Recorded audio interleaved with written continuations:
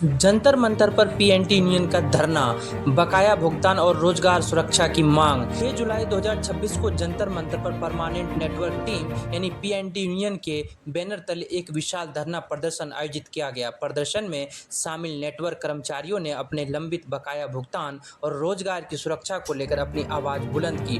प्रदर्शनकारियों ने आरोप लगाया कि भारत नेट प्रोजेक्ट के लिए नेटवर्क बिछाने वाले कर्मचारियों को उनका हक नहीं मिल रहा है। हाथों में पोस्टर और बैनर लिए कर्मचारियों ने शोषण बंद करो और हमें हमारा बकाया दो जैसे नारे लगाए।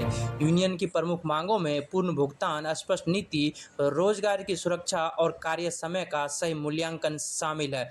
वक्ताओं ने चेतावनी दी है कि जब तक उनकी मांगें पूरी नहीं होती तब तक उनका संघर्ष जारी रहेगा। पीएनटी परमानेंट नेटवर्क टीम है जो टीम बीएसएनएल के साथ सन 2019 से लगातार कार्यरत है। 2019 से लेके अब तक 4 या 5 कंपनियों के साथ काम कर चुकी है और वो टीम है जो धरातल पे जमीन पे जाने के बाद में बीएसएनएल का कोई अधिकारी या आरबीएनएल का कोई अधिकारी या सीएससी का कोई अधिकारी या डीईपीएल का कोई अधिकारी या एसटीएल का कोई अधिकारी जो एसी से नहीं निकलते, वो हमारी टीम के लोग जो है, जो मेरे साथी हैं सभी लोग, ये दिन में धूप में रह के और गांव के एरिया में, जिस एरिया में लोग गाड़ी लेके जाना पसंद नहीं करते, उस एरिया में फावड़ा लेके जा करके गड्ढा लगा करके और फाइबर का मेंटेनेंस कराते हैं, जिससे बीएसएनएल का नेटवर्क संचालित रहता है और गांव-गांव तक इंटरनेट की सेवाएं दे पा रहे हैं। इन्हीं की बदौलत आज बीएसएनएल की सेवाएं रूरल तक पहुंच रही है, जो प्रधानमंत्री जी का मुख्य अभियान है। अभी वर्तमान में आप लोग टीम को कैसे मैनेज करते हैं? वर्तमान में स्थिति बहुत खराब हो चुकी है भैया। 2022 में सीएससी गई थी, 1 साल का पेमेंट हमारा ले गई। 2022 में सीएससी गई, 1 साल का पेमेंट ले गई। उसके बाद में नई कंपनी हमारे पास आई डीईपीएल, वो गई 6 महीने का पेमेंट ले गई। उसके बाद एसटीएल आई, वो भी 6 महीने का पेमेंट ले गई। उसके बाद में आती है आरबीएनएल ने एक गेम बना लिया है कि बोले कभी हम खेलेंगे, कभी एचएफसीएल खेलेगा। तो आप लोग टेक्निकल लोग होते हुए भी आप लोग सपोर्ट देते हो पूरा इंटायर सिस्टम को, तो आप लोगों के साथ धोखाधड़ी क्यों? हमारे साथ धोखाधड़ी होने का एक रीजन है कि हम गांव में रहते हैं। गांव की पब्लिक बड़ी सीधी सादी होती है, गांव के लोग बहुत ही व्यवस्थापक होते हैं। गांव में जब लोग पहुंचते हैं, आप भी पहुंचेंगे, तो हम आप लोगों का भी सम्मान एक रिश्तेदार के बराबर करते हैं और उसी लेवल पर जब गाँव के लोगों को कोई लेवल में हम लोग काम करते हैं, कभी किसी अधिकारी का फोन पहुंचा, भैया हमारा नेटवर्क खराब है, तो व्यवस्था में भी हम काम करते रहते हैं और व्यवस्था का ही परिणाम है कि आज हमको मई 2025 से लेके और जून 2026 तक मात्र 6 महीने का 40% पेमेंट हम लोगों को मिला है।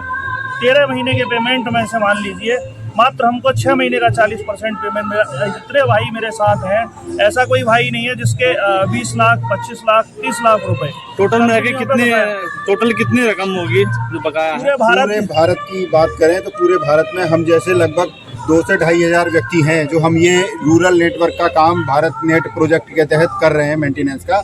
और उसमें हर कंपनी जहाँ जिस क्षेत्र में जिस कंपनी के सबका ये पेमेंट का बकाया है। अगर हम यूपी वेस्ट की बात करें तो यूपी वेस्ट में हमारे सभी पीएनटी साथियों का लगभग 50 से 1.5 करोड़ तक रुपए बकाया होगा, जो हमें मजदूरी के तौर पे हमें मिलना चाहिए था।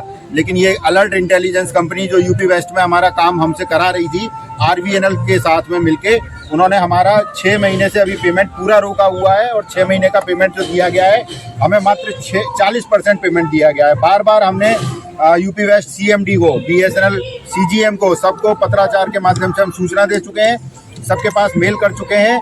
अभी पिछले हफ्ते भी हमने मेल किया सबको, लेकिन किसी का कोई हमें आश्वासन के तौर पे कोई जवाब कहीं से नहीं मिला। जब हम फिर बाद में विवश होकर आपके यहाँ पे जंतर मंतर पे आज अपना धरना प्रदर्शन करने आए हैं, हम सबके साथ में आर्थिक संकट है। हमारे साथ जो टीम जुड़ी हुई है उनके सबके साथ में संकट आर्थिक बना हुआ है।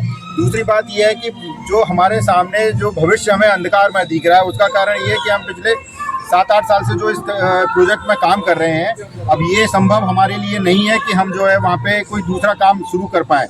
हम इतना पैसा इन्वेस्ट कर चुके हैं कि हमारे पास और कोई ऑप्शन नहीं है। हम बस भारत सरकार से सूचना प्रसारण मंत्री माधवराव ज्योतिरादित्य सिंधिया जी से हम ये निवेदन करते हैं कि इस मामले को गंभीरता से देखें और हमारे भुगतान की प्रक्रिया शीघ्र कराएं। कंपनियां क्या बहाना बना रही कि कंपनियां बस उनके पास बहाना ये होता है कि हमारे पास ऊपर से फंड हमें नहीं मिला है तो हम आगे नीचे देने में असमर्थ हैं। जब कंपनियां ये टेंडर लेती हैं, जब क्यों नहीं सोचती हैं कि वहाँ से फंड की क्या व्यवस्था होगी। बस हमें हर बार यही आश्वासन मिलता है कि अब की बार सब ठीक हो जाएगा। हम जिस स्तर पर बात करते हैं कि अब की बार काम कर लीजिए, सब ठीक हो जाएगा, सब पेमेंट मिल जाएगा, लेकिन कहीं से कोई पेमेंट नहीं मिलता।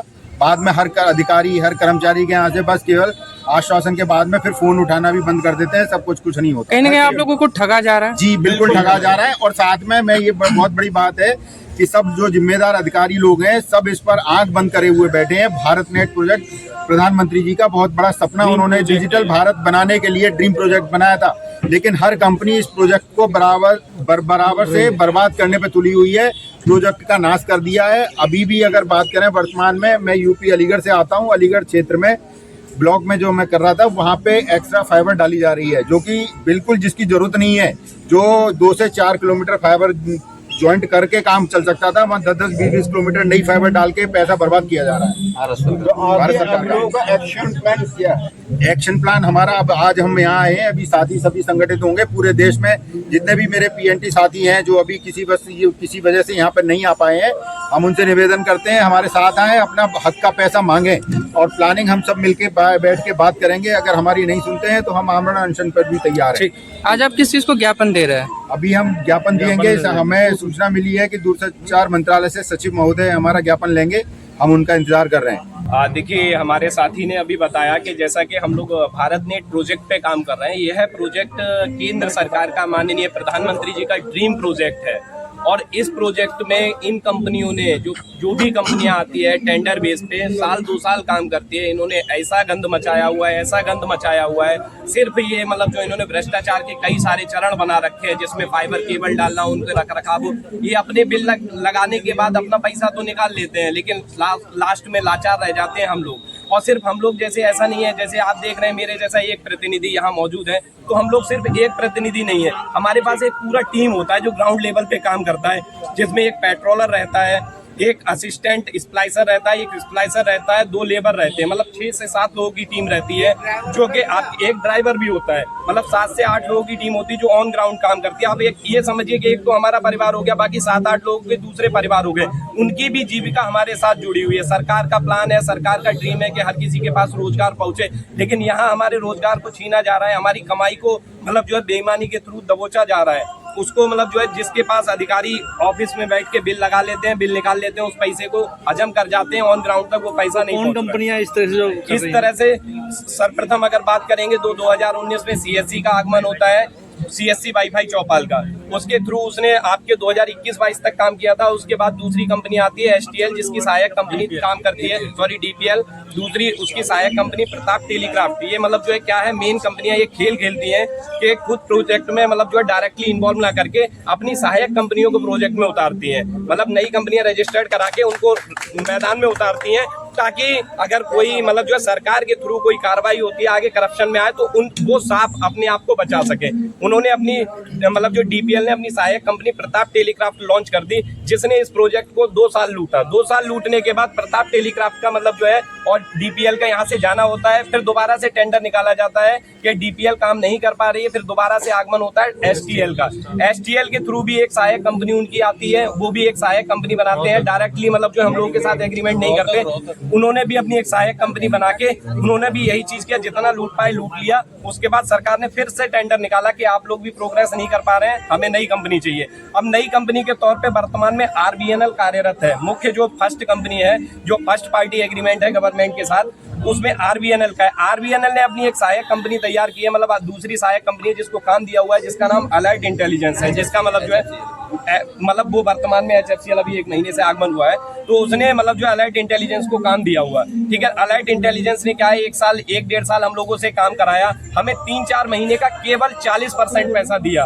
उसके बाद पूरी साल की बकायेदारी हम लोगों की रखी, और आज के समय में जब हमने उनको मतलब जो है पेमेंट के लिए हम लोगों ने बोलना शुरू किया, हमने प्रेशर बनाना शुरू किया, तो उन्होंने साफ इनकार कर दिया कि हमारे पास कोई पैसा नहीं है, हम आपको कोई पैसा नहीं दे सकते। हमने आरबीएनएल को भी अवगत कराया, हमने बीएसएनएल को भी अवगत कराया, हमने सूचना मंत्रालय को, सूचना प्रसारण मंत्रालय को भी जहां तक हम लोग पहुंच सकते थे हमने वहां भी अवगत कराया, हमारी कहीं कोई सुनवाई नहीं हुई। अब हमारी एक आखिरी उम्मीद यही है, यह स्थान है और यहाँ से आप सब लोग हैं, हम चाहते हैं हमारी इस आवाज को सूचना प्रसारण मंत्री ज्योतिरादित्य सिंधिया जी तक पहुंचाया जाए। माननीय प्रधानमंत्री नरेंद्र नरेंद्र मोदी जी तक पहुंचाया जाए कि देखिए हम कैसे धरातल पे काम कर रहे हैं और सबसे ज्यादा परेशान हम ही हैं।